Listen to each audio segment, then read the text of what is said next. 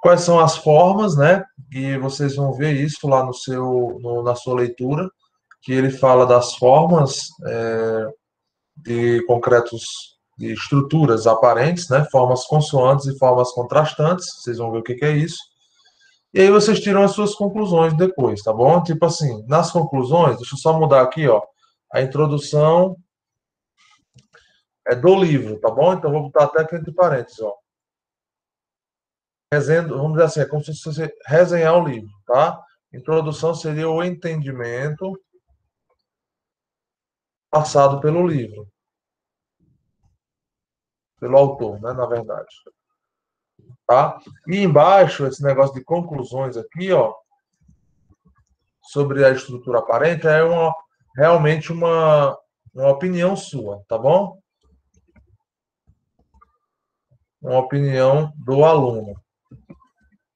Então, eu quero ver o entendimento de vocês, o entendimento de vocês com relação o que foi que o autor tentou passar para vocês, o que foi que ele conseguiu transmitir para vocês, e depois as conclusões, que é a sua opinião realmente, tá?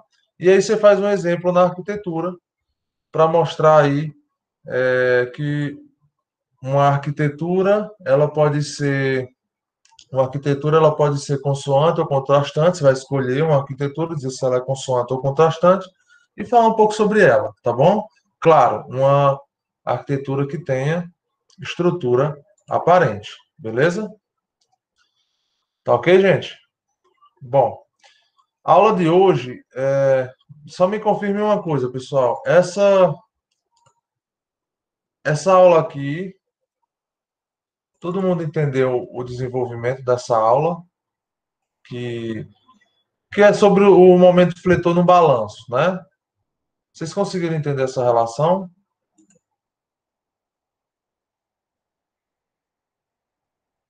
Hein, pessoal? Tipo assim, eu usei aqui um exemplo do peso na academia, certo? Vocês entenderam essa relação de que quanto maior a distância, maior o momento fletor? Que no caso, por exemplo, se você propõe um balanço na sua arquitetura, que é um balanço excessivo, ou seja, um balanço bem grande, você vai precisar de mais estrutura para vencer aquele balanço. Não só da viga, mas também da fundação que está sustentando aquela viga. Pode ser um pilar, pode ser uma outra viga, né? Então, quanto maior for o balanço, maior estrutura você vai necessitar, tá bom? Tem algumas configurações de balanço que são bem tranquilas, tá, gente? São bem tranquilas. Como, por exemplo, um balanço aí de uma casa, uma varanda, por exemplo. Uma varanda de até 2 metros, nem muda muito a seção transversal da viga que está suportando. Da viga, ou a laje também não fica muito grossa, tá? Então, é uma coisa mais simples de se resolver, tá bom? Então, a própria viga que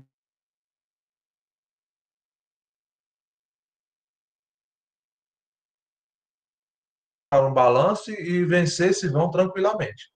A partir de 3 metros, 3 metros e meio, aí é tipo assim, o braço, né? O braço de alavanca, literalmente o braço da alavanca, é assim que a gente chama, é assim que a gente chama. Fica muito grande. E aí o esforço na fundação, né, no apoio, é muito grande também. Quando eu digo muito, não é muito não, mas assim, para uma arquitetura já começa a influenciar na solução técnica executiva, para poder fazer aquele balanço ficar realmente viável, tá? Então a viga vai ficando mais alta, a vamos dizer assim, a viga fica mais alta se for uma marquise, né? Só a laje. A laje vai ficando bem robusta, tá? O peso vai aumentando demais, fica inviável, tá bom? Então, você tem que ver a relação de tamanho desse balanço ou tamanho desse vão com a altura, né? A inércia que vai existir ali, tá bom? Então, essa parte aqui de cálculo, né? Ela segue aquele procedimento. Você vai fazer dois passos, basicamente, que o primeiro seria as reações de equilíbrio, para que você encontre as reações que vão se opor ao carregamento, né? Então, por exemplo, 8 quilonewtons vão gerar uma carga vertical de reação de 8 quilonewtons, certo? Só que esses 8 quilonewtons aplicados a 2 metros da fundação, né, ou seja, do ponto de apoio dessa viga, vai gerar um momento fletor de 16 kN/metro, tá?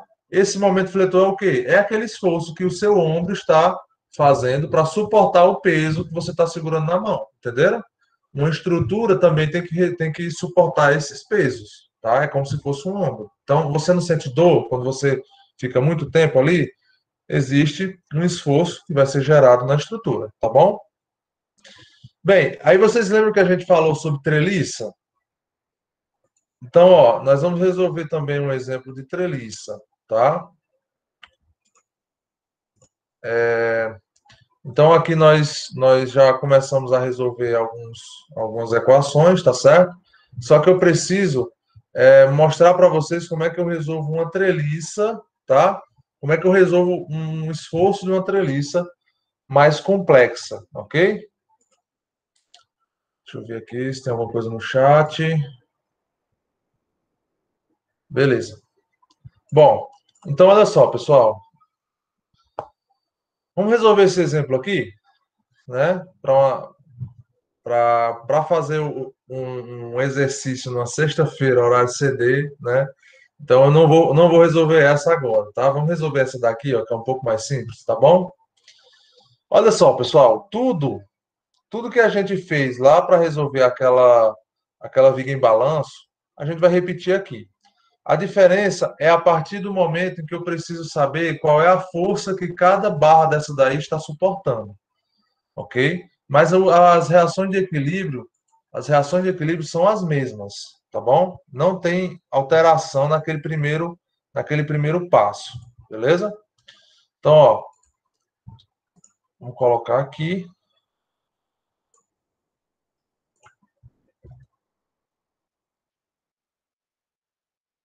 Vou mudar aqui essa planilha, foi de uma outra resolução que a gente fez.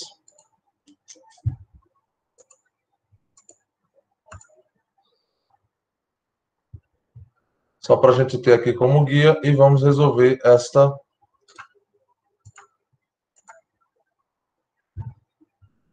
equação. Vamos lá. Vou apagar isso aqui tudo, só deixar os passos que é para a gente seguir, beleza?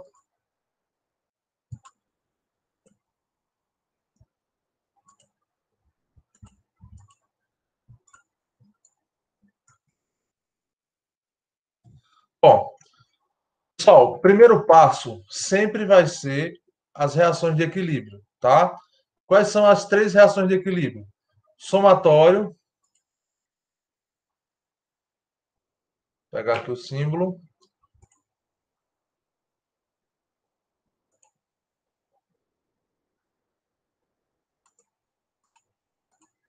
Então, ó, somatório das forças verticais, tá bom? Eu vou colocar primeiro, somatório das forças verticais tem que ser igual a zero. Quais são as equações de equilíbrio que a gente conhece? Vertical, horizontal e giro, que é chamado de momento fletor, tá bom? Então, as 3 equações de equilíbrio são exatamente essas. Somatório das forças verticais tem que ser igual a zero. Qual é a outra? Somatório das forças horizontais tem que ser iguais a zero. E a última, somatório dos, tá aqui, somatório dos momentos fletores tem que ser iguais a zero. Momento fletor tem que ser igual a zero, tá?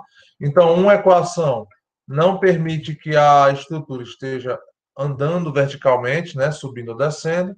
A segunda evita que ela esteja em movimento horizontal e a terceira evita que ela esteja girando, tá bom? Então, essas são as 3 equações de equilíbrio. Muito bem.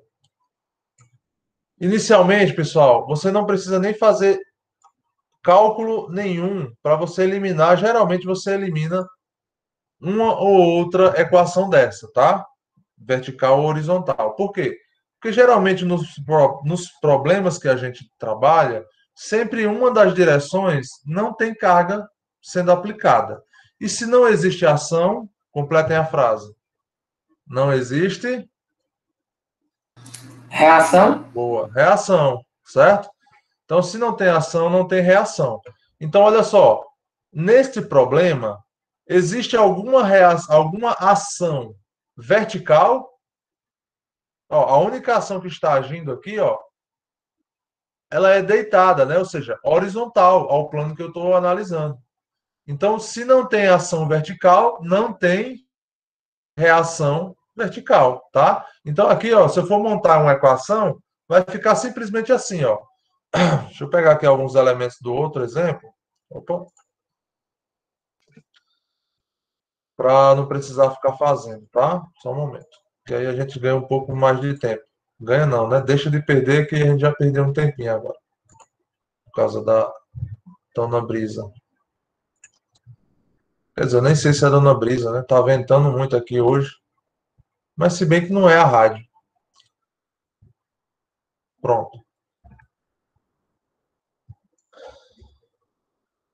Então, ó, primeiramente vamos colocar aqui as equações. As equações não, as reações, né? Então, olha só, pessoal, esse apoio aqui, ó, no A, vocês estão vendo que ele tem uns parafusos, não é isso? É já para indicar o tipo de apoio que ele é. Esse apoio em A, ele tem uma reação vertical, ok? Ou seja, ele não deixa a estrutura nem subir e nem descer. Isso também acontece aqui, ó, no C, correto? No C também não tem possibilidade dessa fundação subir e descer, tá bom? Porém, devido aos parafusos, o que que acontece aqui no A? Ela também tem uma reação em que sentido? Horizontal, por causa dos parafusos, tá? Então é como se essa fundação aqui, ó, ela fosse uma fundação que evita vertical e horizontal. Então, que tipo de fundação é essa? Que tipo de apoio é esse? Qual o gênero desse apoio? Apoio de, se tem duas reações, se tem duas, vamos dizer assim, restrições de movimento, eu tenho um apoio de segundo gênero, tá bom? É bem simples, é bem associativo, ó. Se só tem uma restrição, apoio de primeiro gênero. Se tem duas restrições, apoio de segundo gênero. Se tem três restrições, apoio de quarto gênero. Terceiro gênero. Então, assim, duas restrições seria vertical e horizontal, e a terceira restrição é o quê? Momento fletor, tá certo? Então, olha só, nesse caso aqui, eu tenho um pontinho aqui, ó, que está permitindo que essas barras se girem, né? Se elas não estiverem travadas umas nas outras, existe um giro, correto? Então, não tem aí a restrição de momento fletor, tá bom? Momento fletor existe nesse caso aqui, ó. Vocês estão vendo que aqui, ó, nesse ponto A, existe uma restrição. Essa viga não consegue girar.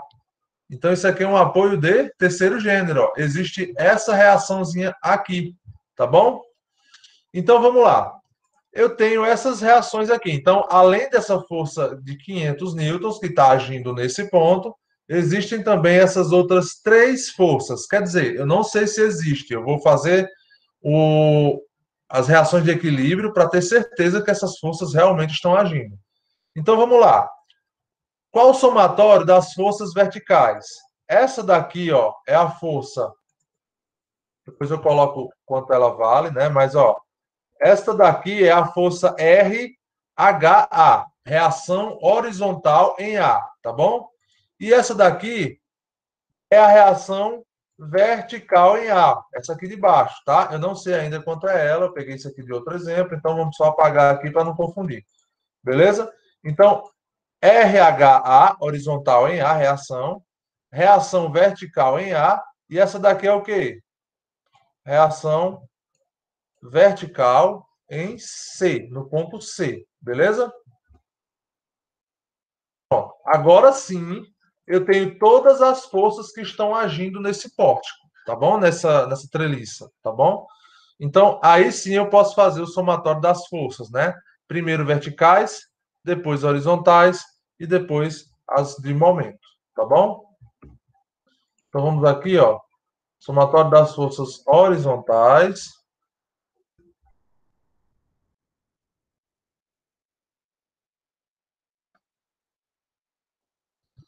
e aqui momento fletor, certo?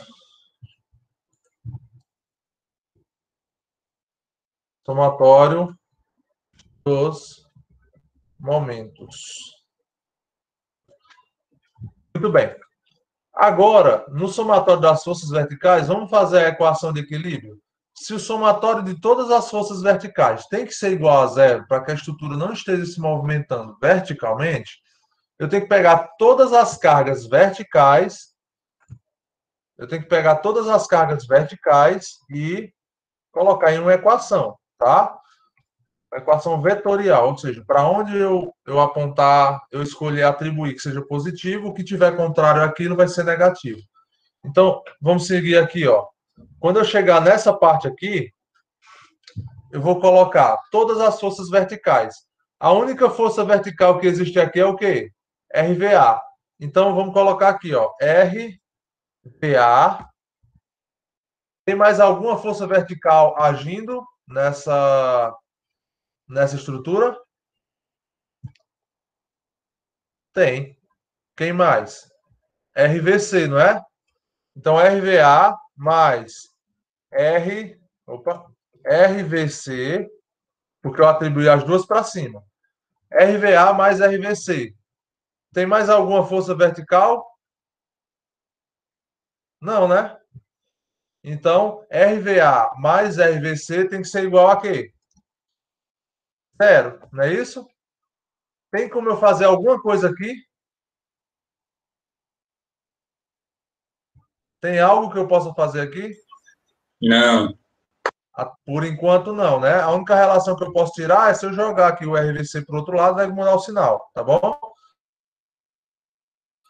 Então, por enquanto, já que não tem como eu fazer nada, deixa ela quietinha aí. Aqui é aquele tipo de equação que eu vou guardar ela e depois eu vou voltar para ver como é que ela se resolve, porque alguma informação abaixo vai trazer uma solução de cima, tá bom? Então vamos agora. Então a gente guarda essa equação aí. RVA mais RVC tem que ser igual a zero. Por que as duas são positivas? Eu até gosto de, quando eu estou explicando isso, eu coloco o mais aqui na frente do outro termo também, para você entender. O mais indica qual é o sentido que ela está. Então eu atribuí aqui, ó, no meu exemplo, que todas as forças de reação estão para cima. Pode até ser que uma dessas reações não seja para cima, seja para baixo. Mas como eu falei para vocês uma vez, você não você não muda isso, ok? Você não vai mudar isso. Se o resultado de RVC, por exemplo, der negativo, significa que a reação é ao contrário, ou RVA, né? Significa que a equação está para o outro lado e não para o lado que você optou. Mas você não muda, porque o resultado tem que ser exatamente esse, tá? Professor, por que que elas são para cima e não para baixo? Pronto. Por que que eu atribuo de cara para cima? Essa é a pergunta, né? Porque é o seguinte, quando eu estou fazendo aqui a colocação de todas as forças que existem no pórtico, eu vou atribuir a orientação normativa não, bibliográfica, tá? Ou seja, o que os autores utilizam. E aí foi atribuído que reações, quando você não conhece o sentido, você bota uma para cima, você bota ela para cima. Por quê? Porque geralmente a gravidade não manda o peso de uma coisa para baixo, correto?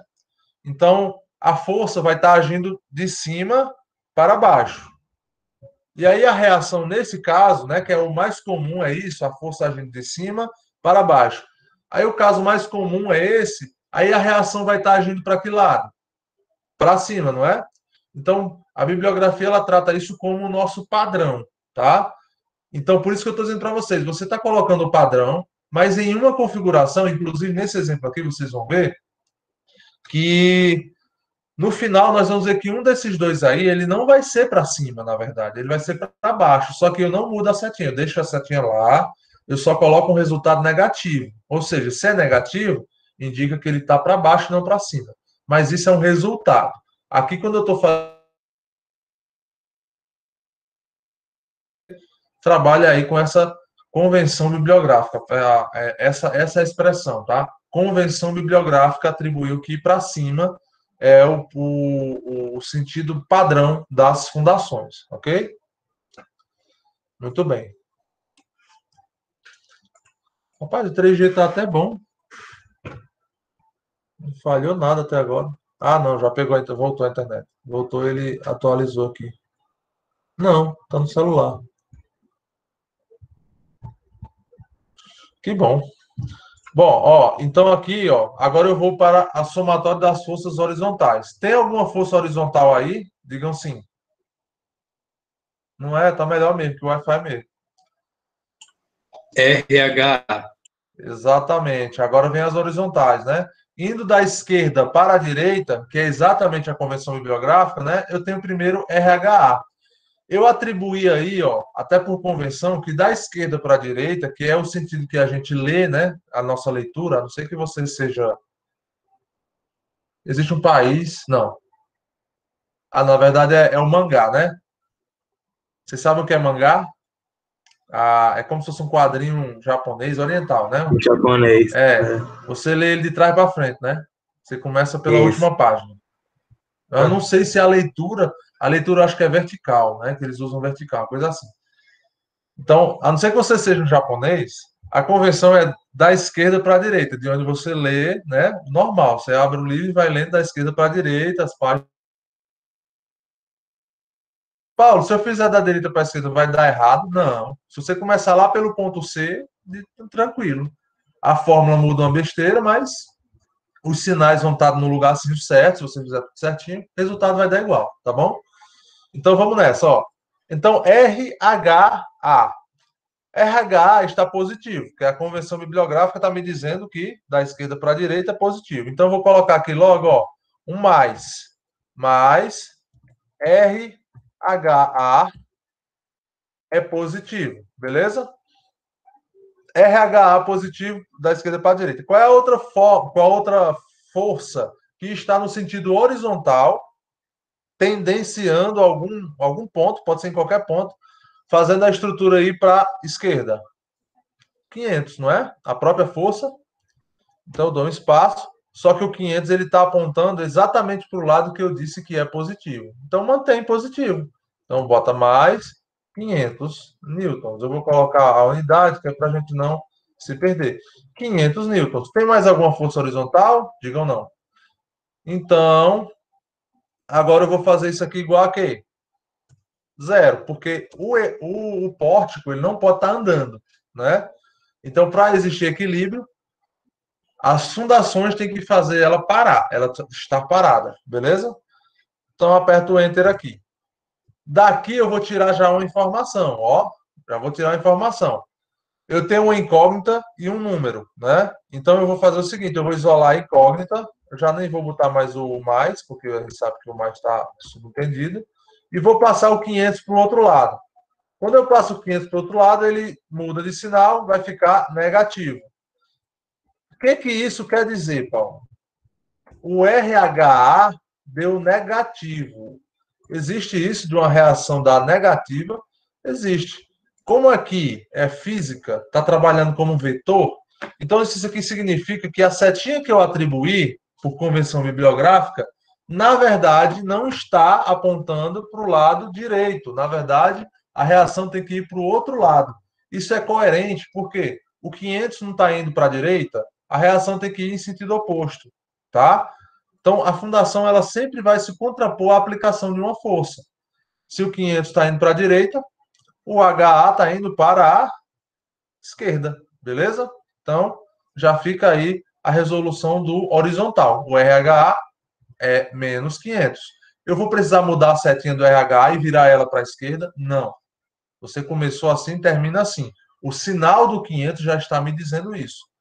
Se eu tivesse atribuído fora da convenção bibliográfica e colocado essa força RH para trás, assim, ó, quando eu montar essa equação, vocês concordam que esse RH não seria positivo, ele seria negativo?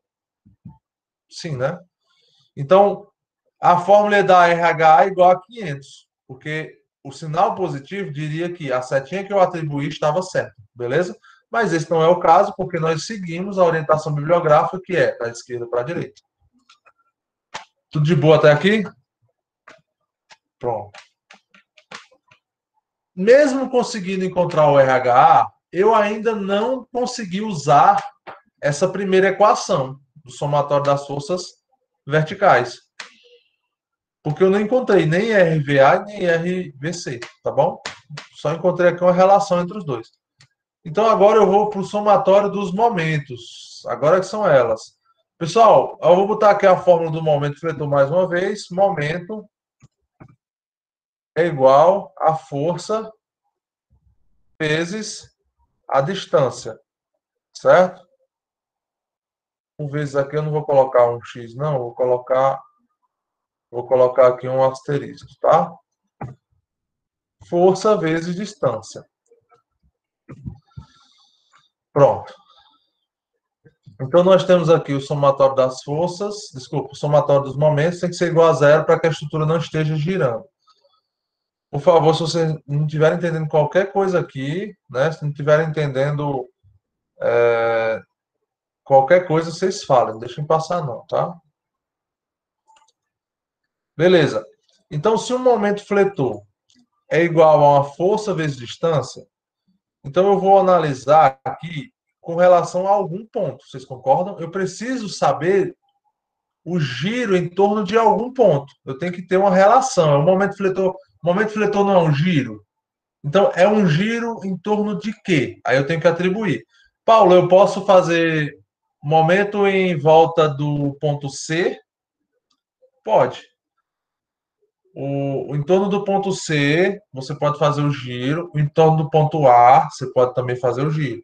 Só não indico o ponto B, né? Por quê? Porque já é fora da fundação, tá? Então isso não é interessante você fazer em torno do ponto B, tá bom? Então vamos lá, ó. Eu vou colocar aqui agora, ó, somatório dos momentos em torno do ponto A. Paulo, por que que você escolheu A? Principalmente, pessoal, porque o ponto A ele é onde existe o apoio de segundo gênero. O apoio de maior gênero está aí, ok? Então, só em colocar o momento fletor em torno desse ponto aqui, ó, o giro em torno desse ponto, o que que acontece? Eu já elimino a equação. Eu elimino duas incógnitas, tá? E isso é muito bom. Por quê? Porque eu vou ficar só com uma incógnita. Eu consigo resolver mais fácil, tá bom? Então vamos nessa. Lembrando, momento fletor, força vezes distância, tá? E o somatório de todos os momentos tem que ser igual a zero. Então vamos ver. Todos os termos que eu vou colocar entre os sinais, né, tem que ser uma força vezes uma distância. E essa distância é de que ponto? A partir de que ponto? Do ponto que eu estou analisando, que é o ponto A. Então eu vou destacar aqui, ó, o ponto que é o nosso referencial. Então opa, cadê isso aqui? Então, o nosso ponto referencial é esse daqui, ó. Tá bom? Vou pintar de vermelho.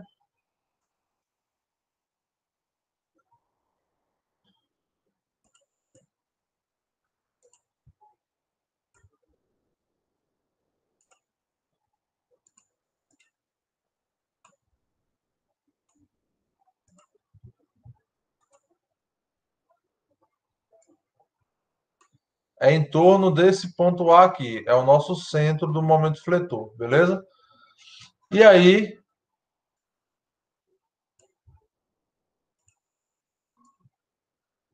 vou colocar esse daqui para poder a gente ver como é que funciona essa atribuição de giro, tá? Daqui a pouco eu falo sobre isso. Vamos lá. Aqui é o ponto A. Eu quero saber todo o somatório de forças em volta desse ponto. Então, vamos começar aqui a fazer o giro, tá bom? Então, me respondam, RH tem algum braço de alavanca com relação ao ponto A? Digam não. Digam. Estou muito calado. Ah, Não. Por quê? Porque eu não preciso de uma força e uma distância. O RH não tem distância do eixo de aplicação do A. Entenderam? Então, se não tem distância, RH pode ser o tamanho de um trem. Mas se não tem distância, se a distância é zero, o resultado é zero. Então, não gira. RH não tende a girar A, porque está passando em cima, tá? E nem RVA. Então, por aí, você já tira o porquê que nós escolhemos A. Eu já elimino duas, beleza? Então, quem tem aqui braço de alavanca para tentar girar o ponto A é o RVC e o 500. O braço de alavanca é esse aqui, ó. O pincelzinho que eu uso para limpar o teclado, né? Tá aqui. Então, eu tenho aqui um ponto, né? Vamos dizer que aqui seja o ponto A. Cadê? Corta para mim. Opa!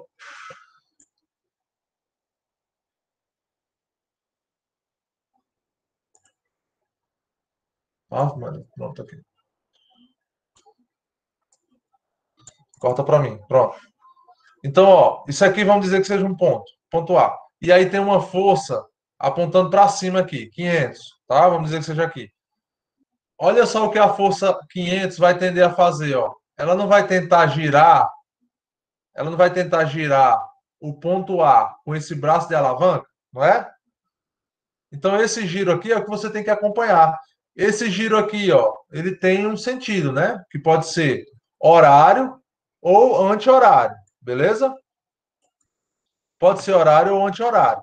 Então vamos ver aqui o que é que cada um está tentando girar o ponto A. Vamos começar com 500. Então o 500 aqui, pessoal, ó, se eu colocar aqui esse nosso exemplo aqui, ó, um ponto fixo em A e essa outra ponta, ó, vem aqui para 500, tá? Como 500 está indo da esquerda para a direita, olha como é a tendência de giro dessa estrutura. Ou seja, o 500, a força 500, está tentando girar A em que sentido? Horário ou anti-horário? Horário. Exatamente. Aí agora vem um negócio que confunde às vezes a cabeça de vocês, mas é tipo aquela coisa assim, por que que a gravidade é para baixo, né? A gente sabe até certo ponto, mas o homem tenta descobrir tudo, vai buscando, buscando, buscando, mas chega num ponto que ele diz, não, é assim porque é assim, entenderam? Então vamos lá. Por que é, Paulo? Por cargas d'água que na análise, quando o momento tende a girar o braço de alavanca no sentido horário, eu digo que é negativo, por convenção bibliográfica. Mas por que eles fizeram isso? Porque é assim.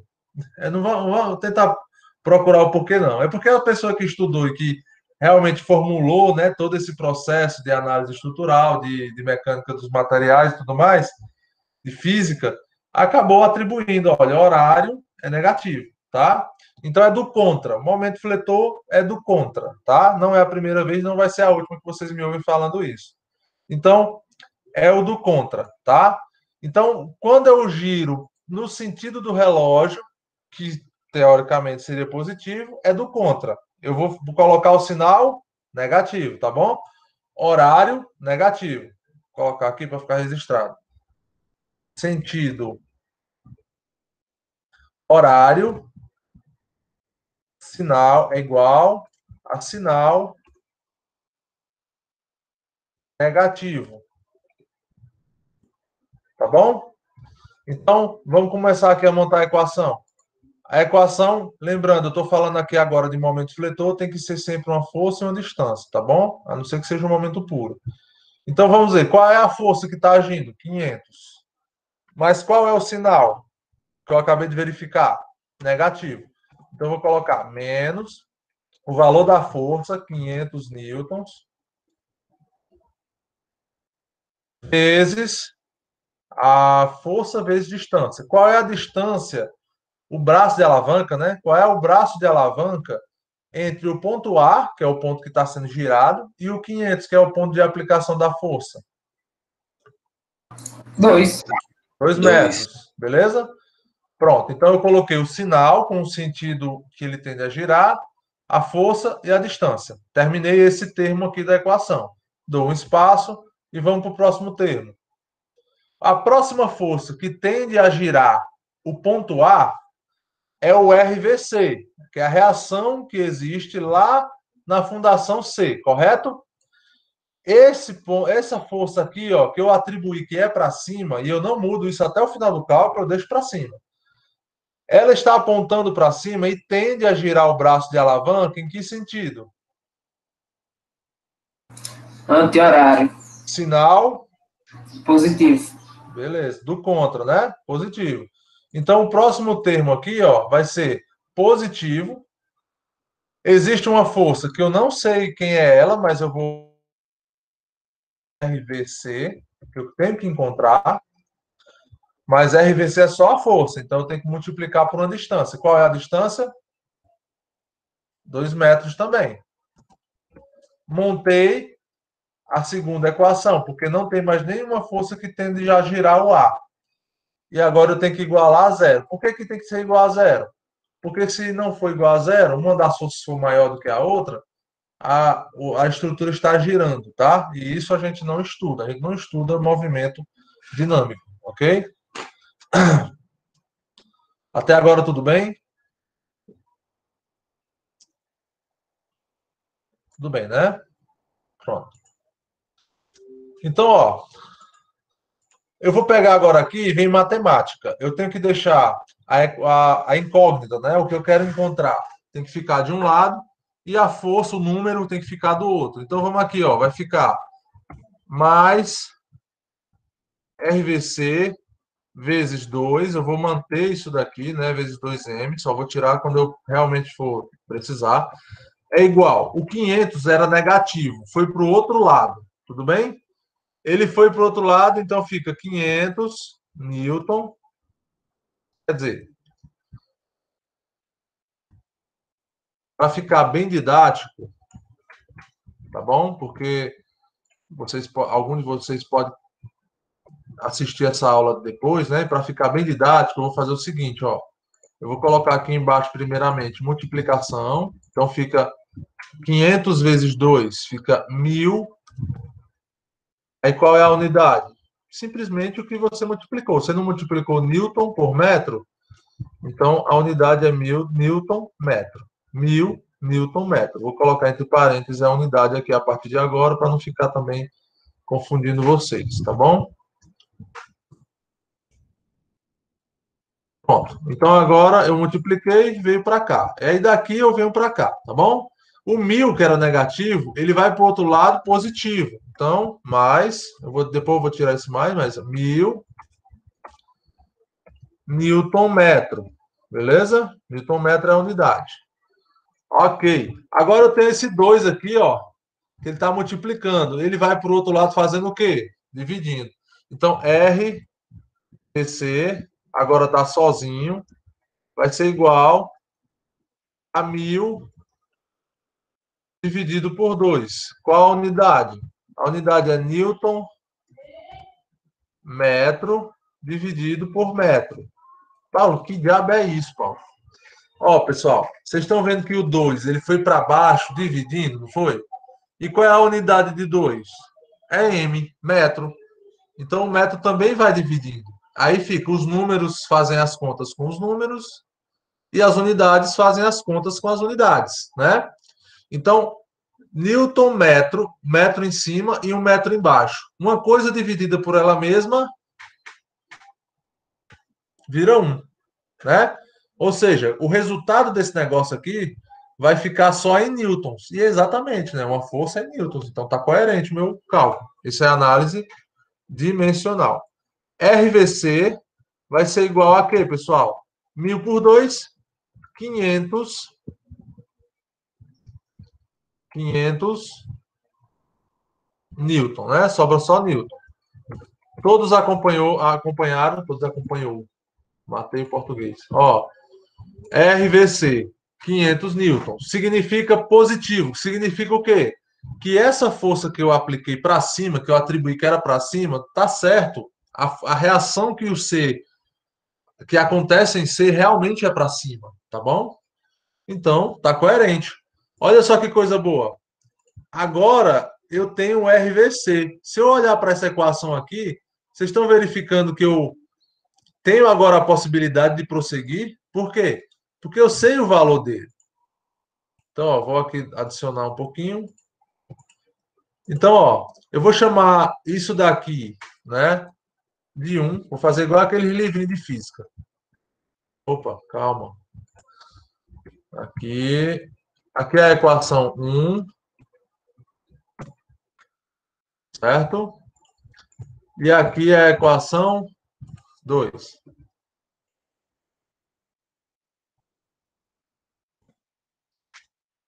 Colocar até de vermelho para destacar que são os resultados, né?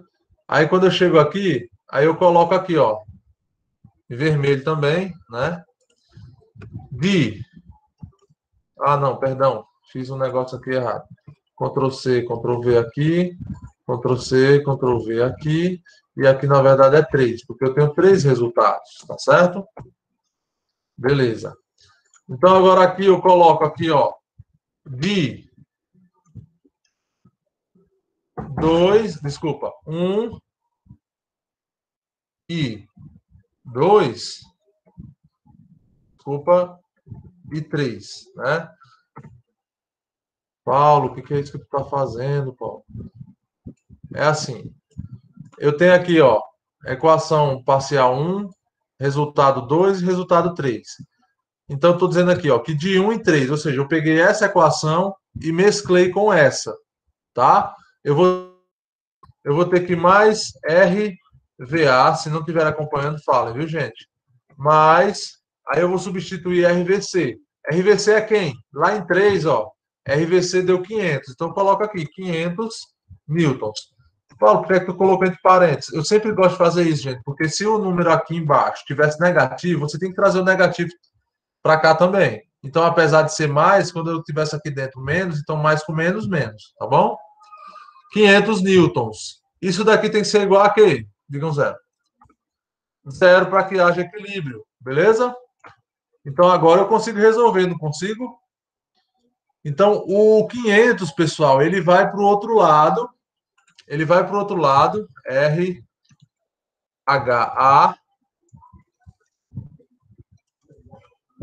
RHA vai ser igual. Opa, desculpa. RVA vai ser igual a. O 500 passa para o outro lado, negativo. Então, fica menos 500. Ok? Menos 500 newtons. Sinal negativo indica o quê? Sinal negativo indica que o RVA, na verdade, ele está para baixo. Ou seja, a estrutura está tentando subir aqui e não descer. E aí a reação tem que manter ela no chão, certo? Entenderam? Então vamos ver se isso tem lógica. Como é que eu vou fazer isso? Espera aí. Professor, repete essas aí do sinal negativo, que não entendi bem, não. Beleza. Eu estou observando o que está ao meu redor para tentar mostrar isso. Vamos aqui, pronto. Vamos pegar o livro. Ei, professor, Fala. tem alguma imagem de alguma estrutura onde o senhor poderia mostrar isso numa fotografia, mais ou menos? Sem ser esse desenho aí? Tipo a estrutura mesmo de um prédio, para a gente ver como é que... Facilitaria também o nosso entendimento, pelo menos o meu. Não, tá bom. Eu vou procurar fazer uma correlação com a vida real, isso aqui, tá bom? Mas assim, lá na mecânica lá em mecânica, né, na engenharia, a gente trabalha muito essas, vamos dizer assim, coisa de mecânica, né? Você vê aí parafuso, um apoio aqui em C, força de 500 newtons, então é como se fosse realmente um problema. A gente tem que associar isso, né? Mas eu vou tentar trazer para vocês aí alguma relação real, tá bom? Vou ver se eu consigo trazer uma relação real para vocês. Olha para cá. Vamos dizer que isso daqui é um prédio. É um prédio, tá? Eu tenho fundações desse lado do prédio, fundações desse lado do prédio, tá? Então tem pilares aqui dentro desse prédio e tudo mais. Vamos dizer que é um prédio muito alto, não só essa relação base-altura aqui que está vendo no livro, não. É um prédio bem alto, tá bom? Quando eu bato o vento aqui do lado, tá? Quando eu bato o vento aqui do lado, existe uma força que ela é lateral, correto? Então vamos imaginar aí que do nosso exemplo, eu acho que a tela está pequena para vocês, deixa eu aumentar aqui, só um momento. Agora sim. A tela está maior aí, né? Pronto. Quando eu tenho uma ação lateral, a tendência de uma estrutura como essa, inicial, é tombar, correto? Ela não vai tender a tombar. Todo mundo entende isso, né? Então, quando eu tenho a tendência de tombar esse material, o que vai acontecer? Nesse ponto aqui, ó, que está do lado do sentido da força do vento, por exemplo, né? Vamos dizer que o vento é o 500, ó. Já estou criando uma relação aí para vocês entenderem, né? Ó, o vento está aqui, é o 500, vamos dizer. E eu tenho 2 pontos de apoio base numa estrutura, né? Pode até ter mais aqui, muito mais pilares, né? Pilares descendo aqui, ó. Mas vamos dizer que tenham só 2, um aqui na ponta e outro aqui nessa outra ponta. Quando eu tiver o vento lateral, a tendência disso aqui vai ser, ó, tombar. Isso aqui é nós até falamos verificação contra tombamento. Tombar, beleza? Quando ela tentar tombar, o que é que essa fundação aqui vai estar evitando? Vai estar evitando que essa ponta afunde, não é isso? Então a reação aqui nesse ponto, ela tem que ser para onde? Para cima, tá bom? Já nesse ponto aqui, que é de onde vem a carga, né, a horizontal, a tendência durante o tombamento é essa estrutura aqui, ó, subir, não é? E aí o que é que a fundação, no caso as estacas que estão aqui, o que é que elas vão fazer? Elas não vão trabalhar mais evitando que o elemento desça, mas sim evitando que o elemento suba. Então, se a tendência desse ponto é subir, a fundação ela tem que fazer uma força para onde? Para baixo. Então, em algumas configurações, uma fundação ela não está resistindo à carga, né, de cima para baixo. Ela pode, em algum efeito dinâmico, sofrer uma ação negativa, ou seja, uma ação de arranque, né? O prédio vai tentar arrancar a fundação do chão, e aí ela tem também que ter uma resistência contra esse tombamento, tá bom? As estacas, certo? Deixa eu ver se eu consigo aqui uma imagem que represente isso.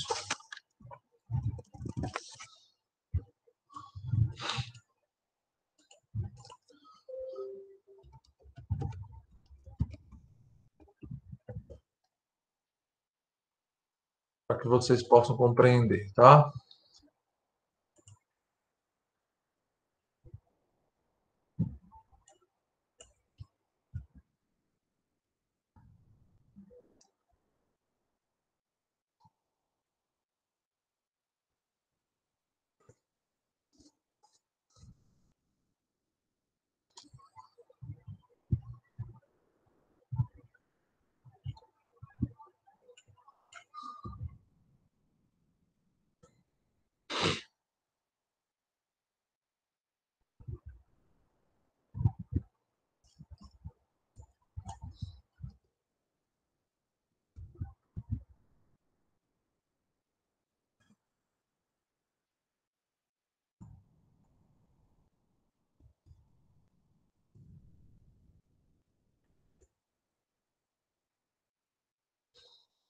Gente, não tem assim tanta. Ó, tem um negócio interessantíssimo aqui. Vou mostrar para vocês, ó. A arquitetura se aproxima muito da engenharia quando a gente se aproxima muito da engenharia quando vocês trabalham com aqueles prédios gigantescos, né? Ó,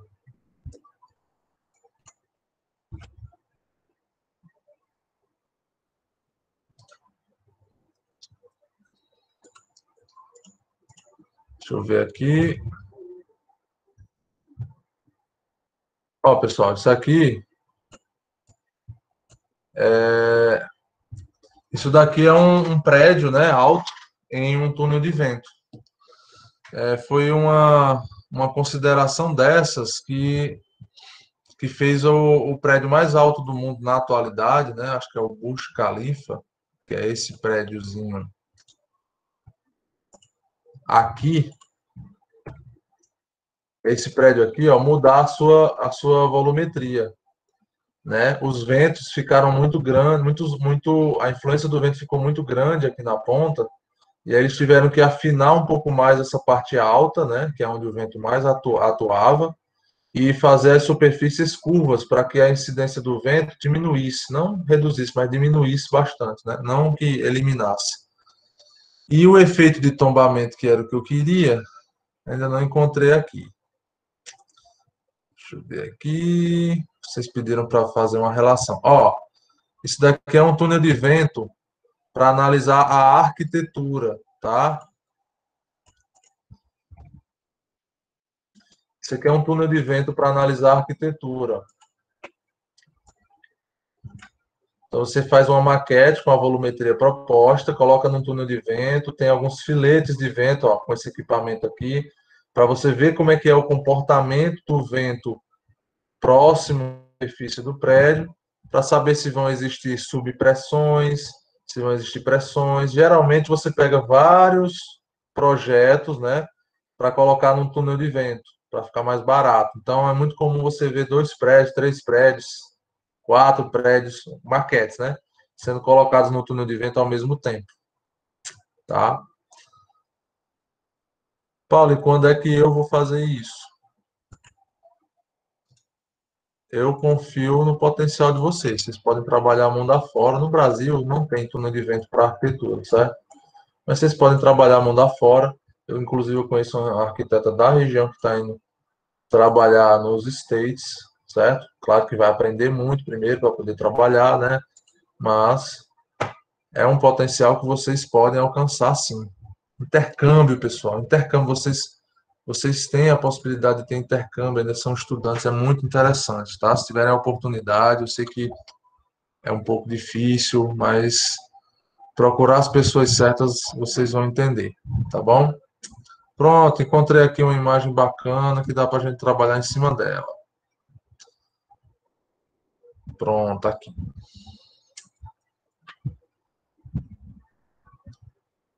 Olha para esta imagem que vai aparecer aí agora. Agora. Pronto, vamos lá. Ó. Pessoal, imagina aqui um prédio, tá certo? Isso aqui tá monofilar, mas dá para você entender. É um prédio, tem vários pavimentos e tem a ação do vento, tá bom? Quando o vento, olhe só para essa primeira imagem e essa última imagem, tá bom? Quando você tem a incidência do vento, a superfície do prédio vai servir como uma vela, uma barreira. E aí existe ali um esforço lateral no prédio, empurrando o prédio para o tombamento. Quando ele tenta tombar, a fundação que está oposta ao ponto de aplicação do vento, ela vai ter uma tendência maior de carga vertical, de cima para baixo. Ou seja, se a ação da carga é de cima para baixo, porque o peso do prédio vai ficar parcialmente numa perna só, nos pilares dessa parte. Então é tipo você, se você está parado no corredor, uma pessoa lhe empurra do lado, né, de lado.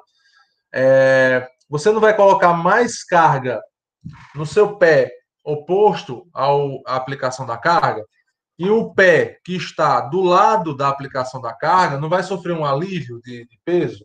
É exatamente o que acontece num prédio. Então, o que acontece numa fundação? Essa daqui recebe uma sobrecarga vertical de cima para baixo. O peso do prédio vai ficar mais deslocado para as fundações do lado oposto à aplicação da carga horizontal. E as cargas que ficam aqui do lado da aplicação da carga horizontal, elas vão sofrer um alívio e até sofrer uma tentativa de arranque, né? Ou seja, a fundação, a carga está indo de baixo para cima, porque existe aí a tendência de tombamento. E aí o que a fundação tem que fazer? Evitar que esse prédio tombe, né? Ou seja, o peso da fundação desse lado aqui, ó, o peso e, claro, a carga, né? No caso, as estacas. Tem que trabalhar de uma forma que elas evitem que esse prédio saia do chão e tombe de uma vez, tá bom? Então, isso daqui, pessoal, é a configuração de uma fundação que pode sofrer esforços de baixo para cima. Ela tá tentando subir. Aí, o que a fundação tem que fazer? A reação dessa fundação tem que ser para baixo, não para cima. Entenderam? Então, existem essas ocasiões, né? Principalmente em edificações muito altas, que têm incidência grande de vento. Quando eu digo muito altas aí, gente, é a partir de 12, 15 pavimentos. você já tem aí umas considerações de alívio de carga em fundações devido ao vento que chegam num nível crítico, assim, de quase a fundação não ter carga, né? Então, a partir de 15 pavimentos, que não é uma altura assim também tão grande, não, né? Deu para entender, Arigrandes? Tu perguntou, né, para fazer uma associação sobre o que é real, né? Entendi Só melhor. que não é real, mas porque você nunca vai ver um real, né, um prédio real balançando. Então, aqui é uma representação que faz entender melhor. Essa cargazinha aqui, deixa eu apagar essas imagens aqui, que vocês já viram. Porque às vezes eu não relaciono aquelas imagens com a grandeza das coisas. Por exemplo, agora eu entendo que esse desenho se relaciona a uma coisa grande, digamos que um prédio, né? Uma casa Aí é eu difícil. vendo uma coisa, uma estrutura muito grande e com essa maneira eu consigo entender melhor. Pronto, é tipo assim, ó. Do jeito que isso aqui está sendo aplicado, é como se isso daqui tivesse aqui, ó. Aí realmente a reação é para cima. E com a aplicação de uma carga muito grande, a reação dessa fundação aqui vai ser para baixo. A reação, tá? Porque vai evitar que essa fundação suba. Então a reação é para baixo. Se a força que está fazendo esse prédio ir para o lado está fazendo com que essa fundação tenda a subir, se a força é para cima, a reação é para baixo. É sempre assim, tá bom? Então, nesse caso aqui, a fundação vai ficar normal, como uma fundação realmente é, né? A carga vem de cima e ele vai de baixo. E aqui, a carga desce, né? Desculpa, a carga tenta subir e a força desce. Aí, Paulo, mas se parar o vento? Aí, se parar o vento, o prédio volta para sua configuração normal, né? O peso daqui vai ficar empurrando para baixo. Então, a reação, numa situação normal, vai ser de baixo para cima. Então, Paulo, tu quer dizer então que existem fundações que podem trabalhar cargas cargas de tração e que essa fundação ela não trabalha sempre do mesmo jeito, dependendo da interação, eu posso ter mais carga e menos carga. Exatamente, João. Se um prédio está vazio, as cargas que estão nele são umas, né? Um valor. Vamos dizer assim, o peso é um valor. Aí uma fundação está resistindo a, sei lá, vamos dizer, 40 toneladas. Quando o prédio da faculdade lá, por exemplo, estiver voltando a funcionar, aí eu já vou ter mais carga, certo? E essas cargas, elas vão ser maiores ou menores, né? Dependendo aí da ação do vento, por exemplo, tá bom? Então, por exemplo, se o prédio estiver cheio, então eu vou ter mais peso, vai passar de 40, por exemplo, para 50 toneladas, né? Paulo, vai aumentar mais não? Não, gente. Estrutura de concreto armado, o maior peso que a estrutura suporta é o próprio peso dela, né? Então não aumenta essas coisas não. É por isso que não é muito eficiente, tá? O concreto armado não é muito eficiente assim não, tá? Estruturas de aço são muito mais eficientes. Eficientes diz respeito com menos consumo de material para o mesmo objetivo, né? Se você comparar aço e concreto, o aço é bem mais eficiente. Deu para entender aqui, pessoal? Então, opa. Deu sim, professor. Show de bola, show de bola. Então, existem fundações que não estão trabalhando sempre resistindo às forças de cima para baixo, pode resistir também de baixo para cima. Então, o RVA negativo indica que essa fundação A, ela está tentando subir. E, pô, gente, tem lógica, ó, o 500 está vindo para cá, correto? Então, a tendência é que C fique mais pressionado para frente. Todo mundo tem vocês têm esse conhecimento empírico, né? Eu sempre apelo para isso. Tipo assim, se eu disser para vocês que isso aqui vai tender a tombar para cá e o C vai ficar com mais peso e o A vai ficar com menos peso, se não tivesse os parafusos, ele ia realmente subir, vocês entendem que era isso mesmo que ia acontecer, entende? Então, realmente está coerente aí essa questão das ações, né? Ó, o RVC, qual é o valor de RVC? 500 newtons, né? Ou seja, realmente eu atribuí a seta para onde a reação é, a força está vindo de cima para baixo, a reação está indo de baixo para cima. E aqui no ar, a tendência dele é arrancar, e esse arranque, o que vai acontecer com esse arranque? Quando eu tenho esse arranque, o ar a reação em A, na verdade, não vai estar de baixo para cima, vai estar de cima para baixo, tá bom? Por isso que o sinal aqui, ó, vai ficar negativo, tá bom?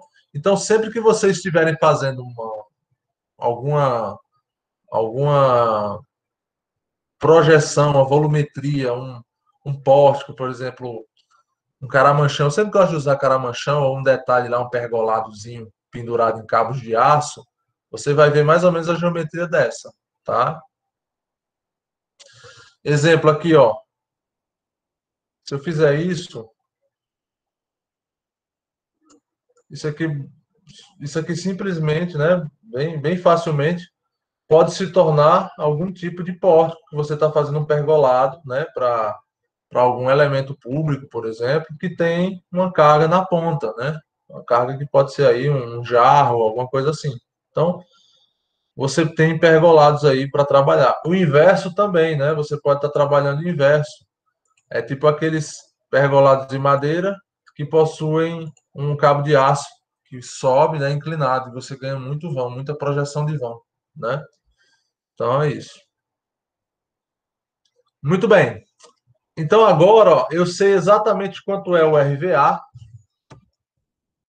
RVA vale menos 500 newtons. RVC vale 500 newtons, positivo, né? RHA vale menos 500 newtons.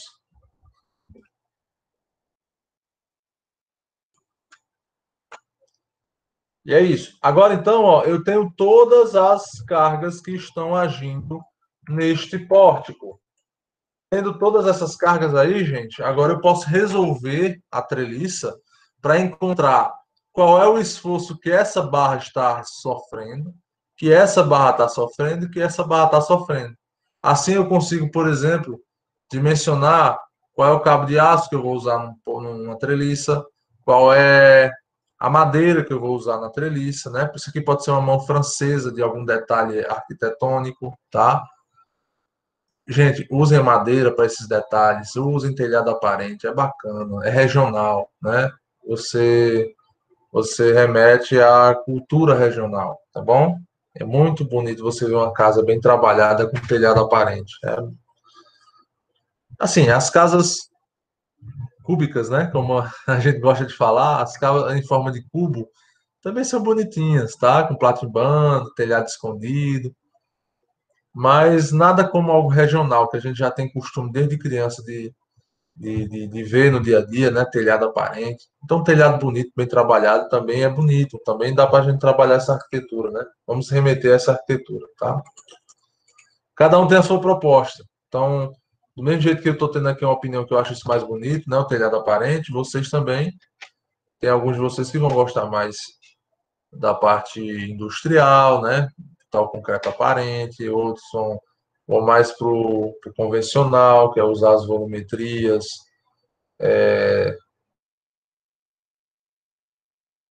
Outros vão ser realmente, vai para a parte de sustentabilidade, usar materiais mais renováveis, né?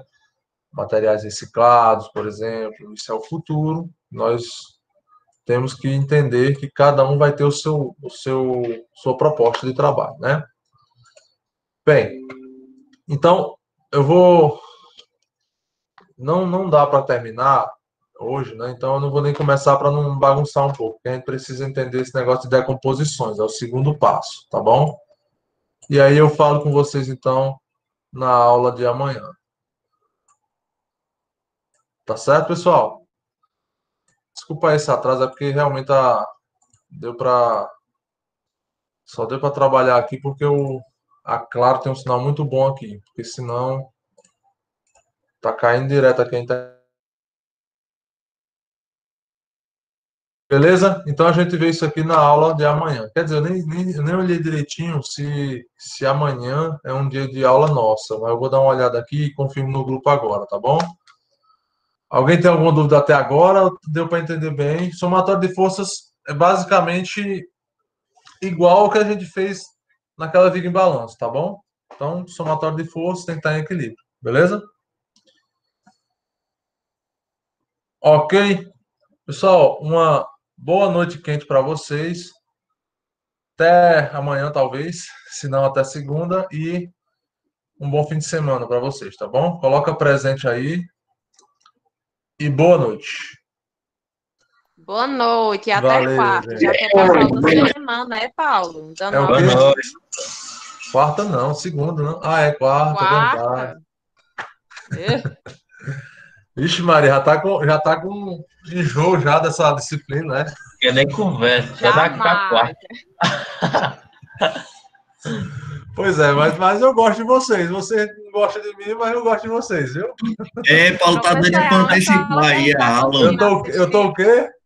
Tá doido pra antecipar a aula.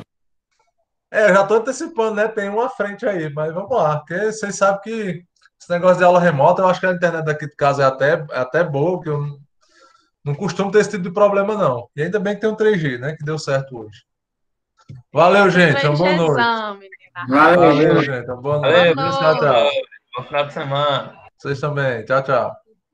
Pega, eu tô aqui agora. Eita. E eu tô falando, eu